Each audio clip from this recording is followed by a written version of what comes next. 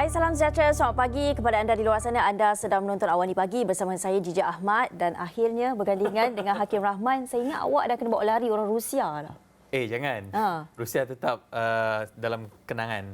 Tapi lama juga awak ke sana Untuk mempelajari. Kembali menjadi intern.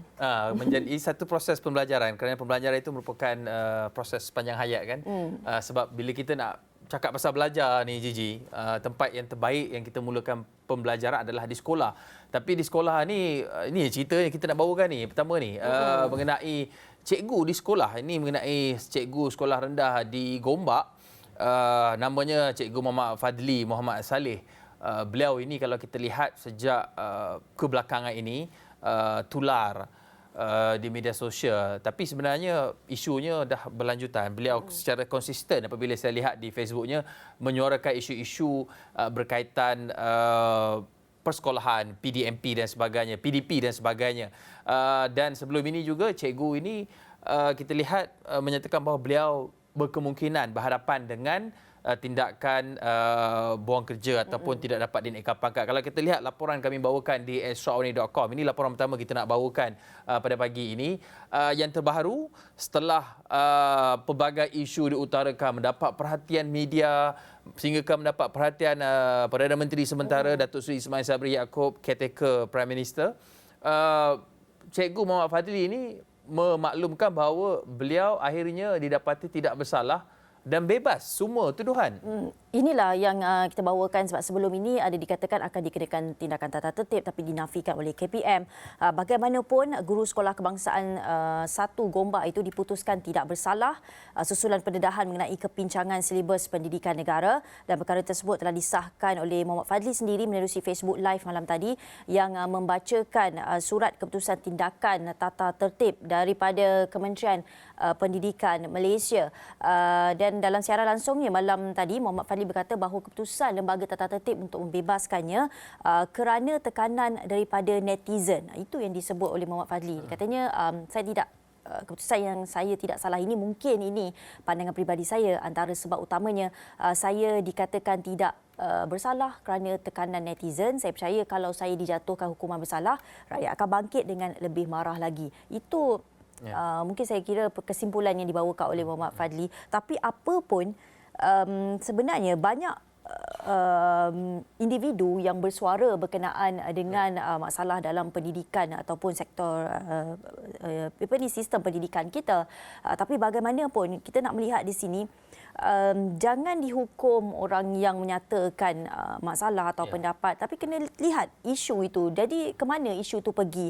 Bukan kita nak bercakap mengenai isu Cikgu Muhammad Fadli saja, tapi kita nak tahu ke mana isu-isu yang dibangkitkan ini, bagaimana ia diselesaikan dan bagaimana sebenarnya kita boleh bawa pendidikan kita ni di tahap yang memuaskan.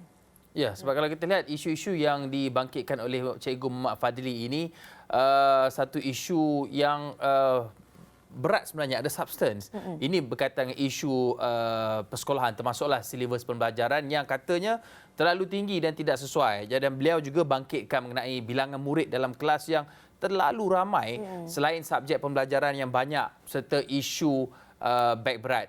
Jadi bila disuarakan perkara itu, kita faham isu-isu ini sentiasa mendapat perhatian.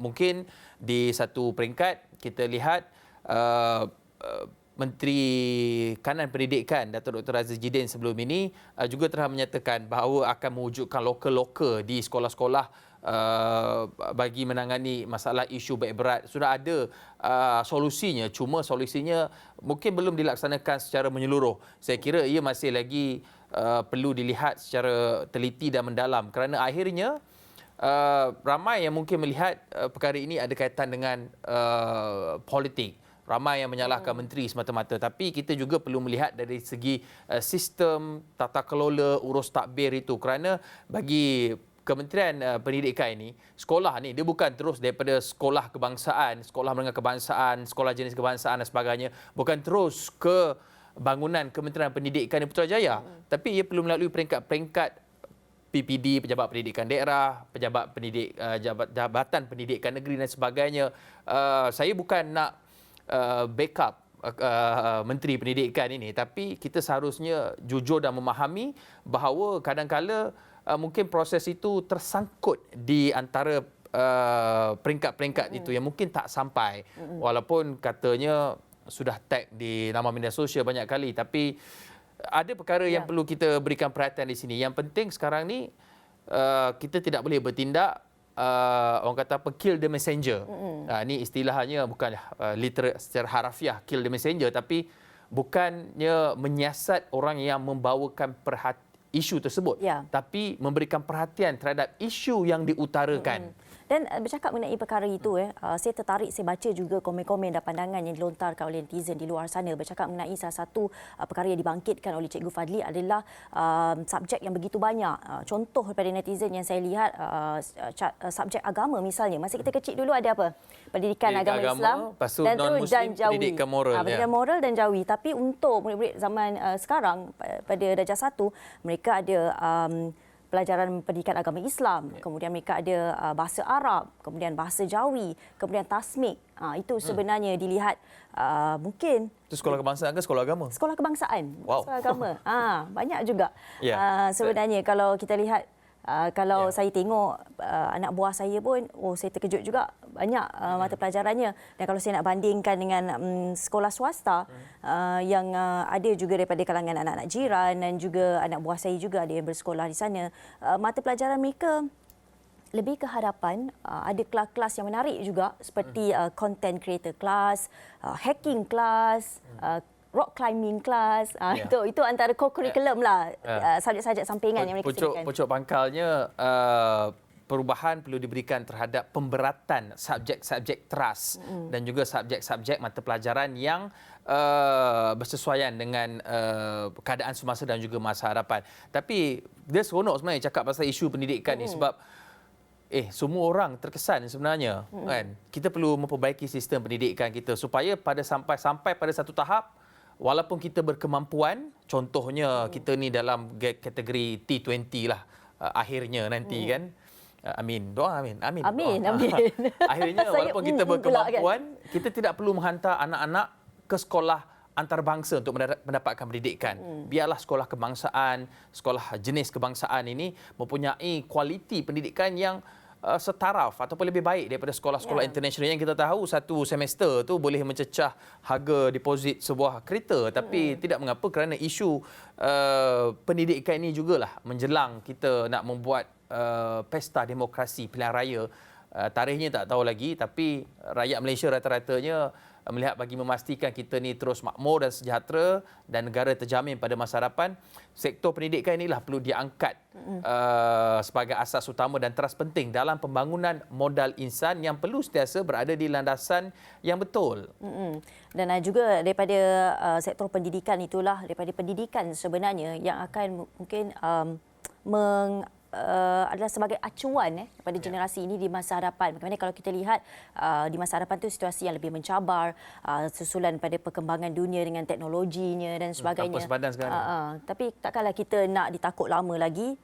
Saya kira suara-suara inilah yang perlu anda dengar, anda yang berkepentingan di sana untuk dengar dan lakukan sesuatu. Kita sebenarnya ada mendapatkan pandangan rakyat, apa yang rakyat mahu mengenai sektor pendidikan ini di Terengganu. Kalau sempat kita boleh mainkan, kita tukar kepada VT. Kita lihat ini adalah temu bual yang dilakukan oleh wartawan kami di lokasi berhubung dengan soal ataupun isu pendidikan dengan rakyat ataupun penduduk di Kuala Nerus. Kita saksikan.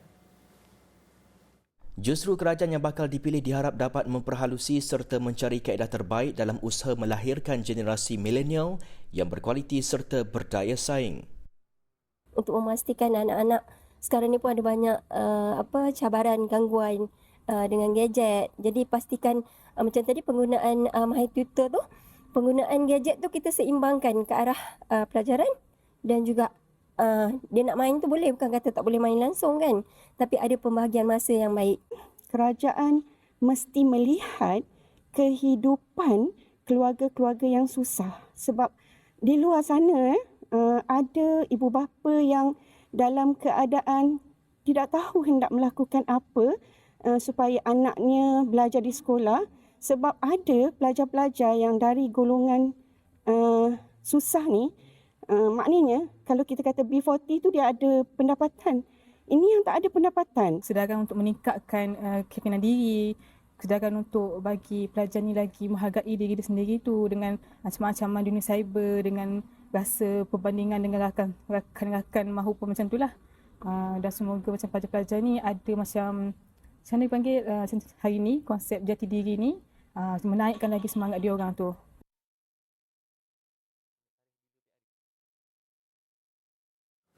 Itu yang dikatakan oleh penduduk di Kuala Nerus. Tapi apapun seperti yang kami katakan, perkara ini merupakan bukan satu perkara enteng. Ia perlu dilihat. Kali ini akan memacu bagaimana corak kehidupan kita atau pemikiran generasi akan datang. Apapun, kita harapkan lebih ramai yang bersuara mengenai isu ini kerana sekaligus lah kan kalau kita boleh selesaikan perkara ini. Dan dalam pada itu, dalam kita bercakap mengenai isu pendidikan, satu lagi isu yang saya kira bermain di sekitar kita ni adalah berkaitan dengan banjir yang mana kita sekarang ini adalah dalam peralihan monsun timur laut kan, dan juga Perdana Menteri Datuk Seri Ismail Sabri Yaakob dan kerajaan menyatakan bahawa Yang di-Pertuan Agong menzahirkan harapan supaya PRU ke-15 ini perlu diadakan dalam tempoh terdekat sebelum monsun timur laut. Ya.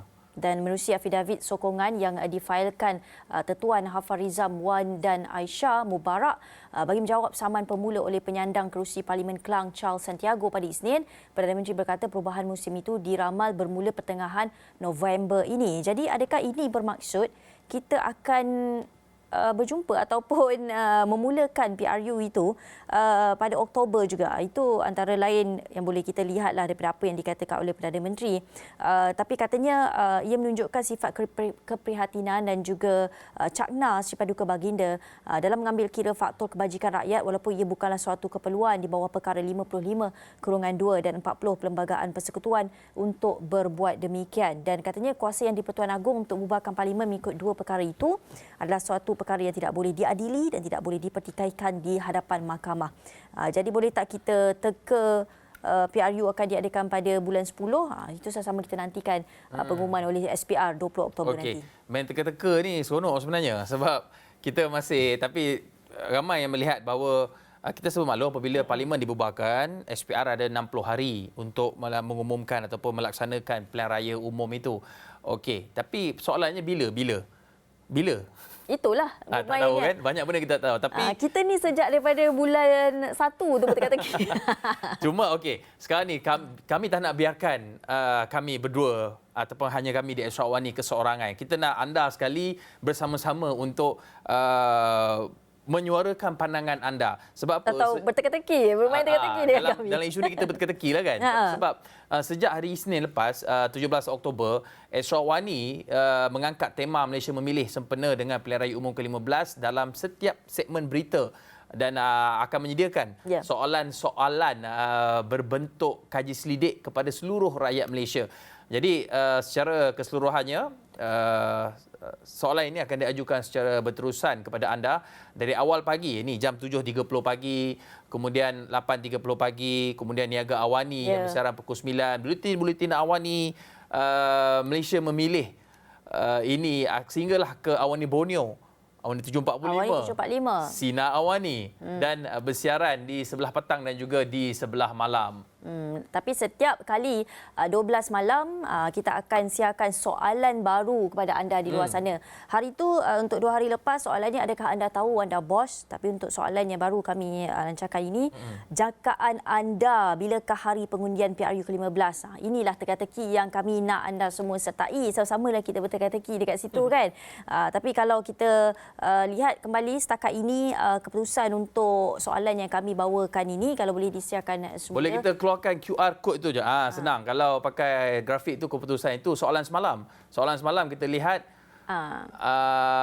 apa tu, bila tarikh apa tu, adakah anda sedar anda bos. Soalan hari ini, apa rancangan anda selepas mengundi? Saya pun tak pasti adakah ini soalan yang betul sebab mungkin soalannya bilakah hari pengundian pada PRU ke-15. Sebab sekarang ini apabila kita berkira-kira jangkaannya 5 hari bulan 11. 12 saya bulan 11 ataupun 19 saya bulan 11. Bagaimana cara anda nak mengundi? Kalau anda boleh tengok QR code tadi, anda boleh sebenarnya imbas QR code di kaca TV anda, kemudian akan terus boleh akses terus kepada soalan kita, atau anda boleh pergi undi.esroawani.com. Anda boleh pergi ke undi.esroawani.com itu dan anda boleh jawab soalan yang kami bawakan. Jangkaan anda bilakah hari pengundian PRU ke-15? When do you predict the polling day will be? Ada 3 jawapan disediakan, 5 November, 12 November ataupun 19 November. Jadi kita minta kita punya studio director ataupun producer untuk mengeluarkan QR code itu sekali lagi, takut tak sempat. Keluarkan. Biar lama sikit pun tak apa, Adam. Sebab apa kita buat ini, apabila setiap segmen siaran berita bermula 7.30 pagi, ini memang kami akan siarkan ini. QR code ini, anda boleh scan saja QR code yang tertera di kaca TV anda pada ketika ini, ataupun boleh pergi di undi.esroawani.com. Jadi keputusan kepada setiap soalan ni seperti yang Gigi sebutkan tadi akan diajukan menerusi kaji selidik ini, akan disertakan dengan analisis pakar politik, wakil-wakil rakyat, calon wakil rakyat ataupun pimpinan parti yang bertanding serta pandangan masyarakat umum pada hari seterusnya. Kalau anda scan, mungkin bukan soalan ni yang keluar, soalan yang akan keluar adalah anda jangka bila tarikh PRU. Sebab tarikh PRU ni waktunya penting. Sebab kalau dulu kita ingat pada pilihan raya umum ke-14 diadakan pada hari Rabu. Ini pada hari bekerja, weekdays. Jadi satu yang mungkin menimbulkan sedikit kesukaran kepada orang ramai. Sebab saya kira hari yang sesuai dan wajar adalah hari Sabtu sebenarnya. Sebab hari Sabtu ni semua orang cuti. Negeri-negeri yang kalau cuti dianjakkan macam contoh Johor, cuti pada hari Jumaat dan Sabtu. Di wilayah Persekutuan contohnya cuti pada Sabtu dan Ahad. Jadi persamaannya hari Sabtu saja yang membolehkan semua mungkin mengundi kurang pada hari waktu yang bekerjanya dan melaksanakan tanggungjawab sebagai pengundi. Tapi apapun ini perlu diambil kira kerana saya kira pembubaran parlimen ini pun dibuat dalam keadaan yang tidak dijangka. Jadi perlulah saya kira mereka yang berkepentingan itu melihat daripada segi ini perlu dilakukan pada hari weekend, pada hari Sabtu, kerana kalau weekdays ni ramai nak kena ambil cuti, nak kena fikir nak balik macam mana, Sabah, Sarawak, Johor. Dah bila hari mengundi, traffic jamnya pula bagaimana. Tapi kalau saya boleh kongsikan juga dengan anda, setakat ini seramai 177 responden telah pun menyertai teka-teki kami. Jangkaan anda bilakah hari pengundian PRU ke-15, yang mana ramai ini Hakim, saya kira memilih pada tarikh 12 hari bulan 11. 12 hari bulan 11 itulah antara lain yang dibawakan. Tapi tak tahulah kenapa ramai yang memilih itu. Tapi setakat ini 177 responden saja telah menyertai. Anda boleh kami galakkan untuk menyertainya. Anda boleh scan QR code ataupun pergi saja ke undi.esroawani.com. Baik Hakim, kita nak pergi berhenti rehat seketika. Ya. Okey, sebelum nak berhenti rehat tu, saya ingat kalau dapat kita bawakan di iPad ini, kalau anda pergi ke laman web undi.esroawani.com, ini yang akan anda lihat. Okey, kita ambil je. Okey, yang ini dia keluar macam ni. Suara anda, suara Malaysia. Ni sepatutnya grafik yang keluar tadi. Kongsi pandangan anda bersama kami. Jawab. Ini rahsia. Rahsia. Terpulang tapi apa salahnya? Kalau saya pilih tu nampak the submit. Begitu saja. Nanti keputusannya update tadi macam Gigi dah sebutkan kemas kininya. Tapi nanti kita akan bawakan pandangan penganalisis pakar-pakar dalam sains politik ni ataupun mungkin pimpinan masyarakat untuk melihat perbezaan tarikh-tarikh ini. Kenapa minggu pertama, minggu kedua atau minggu ketiga, monsunnya bila? Ini antara indikasi yang akan terus dibincangkan dalam sepanjang siaran kami di saluran 501 dan juga di esroawani.com. Baik, kita perlu berhenti rehat sekejap, Gigi. Lepas ni kita sambung lagi. Masih lagi cerita politik ni. Jumpa selepas ini.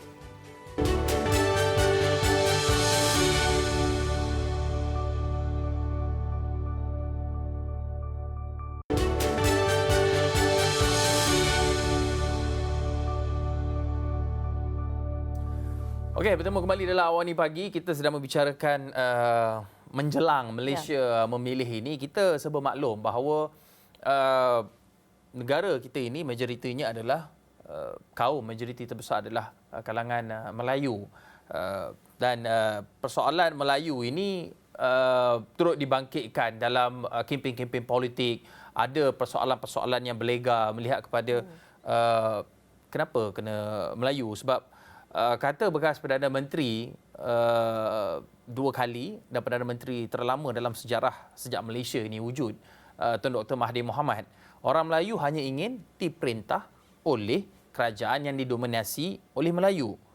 Jadi sekarang ni pilihan yang ada kepada pengundi adalah sama ada mereka nak pilih Melayu penjenayah dalam UMNO, ini dikatakan oleh Tun Dr. Mahathir Mohamad, ataupun Melayu yang bebas daripada kes jenayah daripada Parti Perjuangan Tanah Air Perjuang, di mana beliau adalah pengerusinya dan rakan-rakan dalam Perjuang dalam PIADU ke-15 nanti. Ini pilihan yang diberikan oleh Tun Dr. Mahathir Mohamad, Gigi. Inilah sebenarnya saya kira ia berkait rapat dengan prinsip kita juga sebagai seorang rakyat dan juga warga negara. Bagaimana integriti yang kita mahukan dari seorang pemimpin. Di sinilah saya kira lontaran soalan yang diberikan oleh Tun M sangat menarik sekali. Pilih Melayu penjenayah atau Melayu bebas kes jenayah itu. Okey, tapi adakah itu saja pilihan kita ada? Kita ada India, kaum-kaum lain, China dan sebagainya. Adakah tak boleh ke kalau bukan Melayu tapi cukup kompeten, cukup cemerlang kerjanya, polisi dasar baik dan sebagainya, jujur, amanah kan? Itulah banyak persoalan itu sebenarnya diutarakan oleh ramai pihak kepada kita kan. Bila kita meningkat dewasa lagi ramai yang akan bertanyakan soalan itu. Tapi sebenarnya adakah itu memang tertakluk dalam perlembagaan kita bahawa hanya orang Melayu saja atau bagaimana?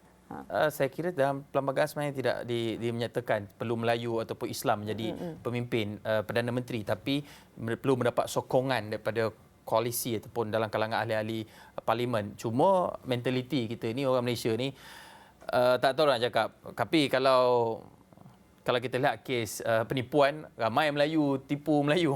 Begitu juga. Maksudnya kembali kepada prinsip kita juga. Persoalan asalnya mungkin bukan mengenai bangsa ataupun kaum seseorang, tapi dia mempengaruhi banyak lagi faktor. Ini tak habis ni cerita ni, tapi tak betul. apa. Itu kembali pada prinsip kita. Siapa kita sebenarnya, kita nak pilih yang mana? Ada kita nak pilih yang penipu atau kita nak pilih yang jujur, amanah. Itu sebenarnya. Cuma apa pun sekarang ni kita, yang penting kita hidup kena sejahtera. Maksudnya kesejahteraan hidup itu pemimpin yang boleh membantu kita melalui kehidupan yang sejahtera dari sudut mungkin pendapatan ataupun dari sudut kelangsungan hidup.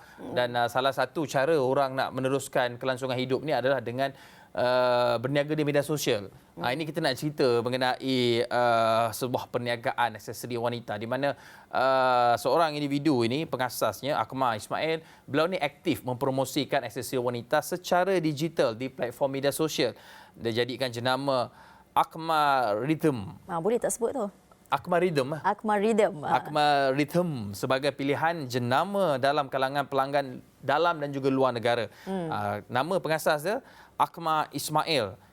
Dia kata dia mahu jenamanya itu untuk terus dikenali dan bertapak megah sehingga ke peringkat antarabangsa. Dan kita lihat juga apa perkongsian daripada wartawan kami Fahmi Izzuddin dalam segmen Jiwa SME. Sejak memulakan perniagaan pada tahun 2020, jenama Akmal Rhythm meraih sambutan yang begitu menggalakkan hasil pemasaran di platform media sosial. Saya berkesempatan bertemu dengan pengasas Akmal Rhythm, Akmal Ismail, dan memahami sendiri perjalanan adaptasi digital perniagaannya. So saya just nak sharing je mula macam idea gift box proposal saya, and dekat social media lah yang orang tertarik. Kiranya masa awal-awal tu friends and family tertarik, diorang order. Lepas tu strangers semua dah tahu through social media. So masa tu saya macam fikir, okay, I have to push dekat social media. Mula kat Instagram je, sebab Instagram masa awal tu it's all about aesthetic feeds. So you have to put macam pretty pictures and then orang akan tertarik dan terus beli. Lama-lama macam digital era dah berubah ke TikTok. Orang suka video, orang suka nak tengok behind the scene. Pelbagai koleksi aksesori yang dijual termasuk perhiasan wanita seperti cincin, rantai, perhiasan kuku dan pakaian. Malah setiap koleksi jenamanya sering habis terjual, bahkan mendapat permintaan yang tinggi daripada pelanggan di luar negara. Hasil jualan yang memberangsangkan Akmal Rhythm yang berlokasi di Eco Majestic Semenyih kini mempunyai pejabat sendiri bagi menguruskan urusan perniagaan yang semakin berkembang. Menerusi kuasa pemasaran digital, beliau berharap untuk membuka kedai fizikal pada masa akan datang bagi memberi pengalaman pembelian yang lebih baik kepada pelanggan. Physical store memang dah ada dalam perancangan juga. So kita baru-baru ni kita buat booth dekat Pasar Seloka. And bila kita buat live, bila kita jual secara fizikal dengan orang lain tau rasa dia. And people boleh try our products. Memang beza. Kiranya macam masa awal-awal kita buat PKP, memang orang tak boleh try kita punya produk. Orang just boleh tengok je. Baik, bukan mudah untuk menjadi seorang usahawan pada hari ini. Ia memerlukan semangat, usaha, kecekalan serta sifat berani beradaptasi dengan dunia digital. Namun segalanya seakan mampu tercapai melihat kepada jenama Akmaridam yang melakukan pendigitalan perniagaan yang menjanjikan peluang yang cukup lumayan. Sekian adaptasi teknologi, cetus revolusi. Ini GeoSME. Laporan Fahmi Izzuddin, Astro Awani.